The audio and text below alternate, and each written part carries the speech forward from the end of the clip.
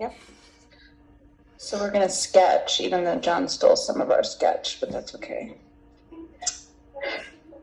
Nola Dorothea Matthews Collier was born on March 21st, 1937 in Cape Town, South Africa, to Bergliot and John Matthews. She was raised in Johannesburg, where she was featured in stage productions from the age of 3.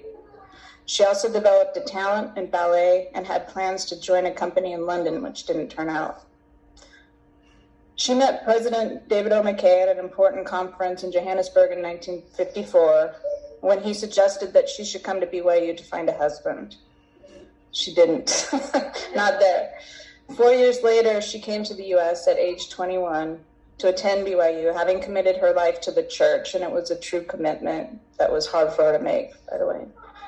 She followed her sister Yvonne, who settled in Calgary, Alberta, and stayed close to her. She boarded a steam liner, that's a big boat, just in case you didn't know, with her mother in tow, and made a long journey to New York City and made her way to Provo, Utah, where she took a scholarship despite not having graduated from high school in South Africa. She would only return to South Africa twice in her life to mourn 2 of her siblings. She spoke of that trip as being scary and eventful, crossing the equator and getting painted green by Poseidon, flirting with a famous actor. At BYU, Nola continued to develop her musical skill and took a bachelor's degree in music education. She worked with many talented mentors there and sang in the Mormon Tabernacle Choir, where President McKay recognized her at a conference and congratulated on her making it to Utah. Mom also jokes about a date she had at BYU with someone who was floored that she was from South Africa. And she was so insulted about his ignorance of the country that she began to make up stories about riding to school on elephants and her dad capturing the missionaries to make them take her to America. There were some other things I remember her saying about her dad. Yeah, we'll leave that. Yeah. Her stories were colorful and just on the edge of believability sometimes, but the thread that linked them all is that she was being led in all stages of her life, carried on as she navigated a big world. Upon graduating, Nola moved to Southern California to teach junior high school music classes. She met a young returned missionary attending California Polytech in landscape design, and they quickly developed a fierce and playful love and friendship. They married on April 13th in 1965. That's my dad, by the way. They got married in Calgary. Nola continued her musical performance and teaching while raising 6 children, one of whom died very early, which was a tragedy for them. Us kids remember the long days of her teaching endless, students as they did their arpeggios, however well. Shane can tell us about that too. And playing misplayed chords.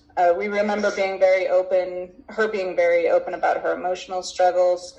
And we remember her also giggling uncontrollably with Dad and us piling on the bed to join in the fun. She had such an infectious laugh, as I'm sure you all know. And I remember being awestruck and feeling very squirmy when she performed solos in church, which she did often. Her soprano voice filling the entire church with such a clarity and precision that it made me kind of crawl under the pew out of both pride and embarrassment. She was committed to classical sacred music. She wanted the very best for the church in terms of its embrace of music. She wanted the best out of everybody that she met, including herself. And everybody loved to hear her voice. Everybody loved to hear her choirs. And as you probably also know, she was a genius conductor of choirs. The stories Mom would tell us of her early marriage were epic, including one visitation by one of the 3 Nephites when she was young, or when she was going through a particularly difficult time with young children. She also told of the difficulty when her brother Brian died in 1968.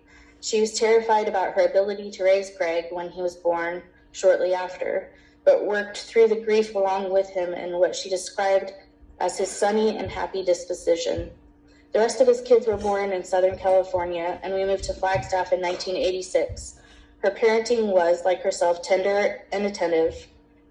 We have such clear memories of her playing on the piano to put us to sleep at night, a soft and simple set of melodies she told us that reminded her of her mother who played the piano in her dark times.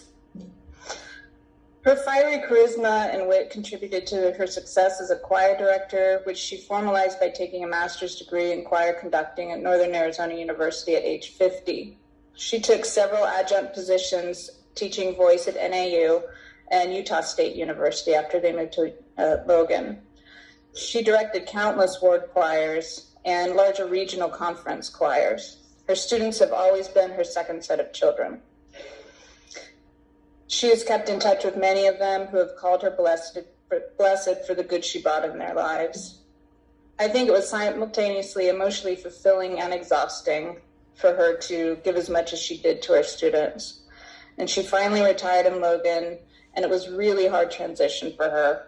She gave away, sold, or donated all of her music library because, as John said, she never did anything halfway. She just had a very clear beginning and ending to everything, and she committed fully to those decisions. She was also committed fully to her husband, to her family. Mom and Dad were inseparable in life and in conviction. When they lost their second child in 2010, as some of you were here for, my sister Shauna, they once again navigated the immense pain and did so with grace and love. And they never once doubted that Shauna was in a better place. Us kids were so happy to see her and my dad settle into this ward and neighborhood. They never stopped talking about how warmly they were greeted and how much their neighbors became their family.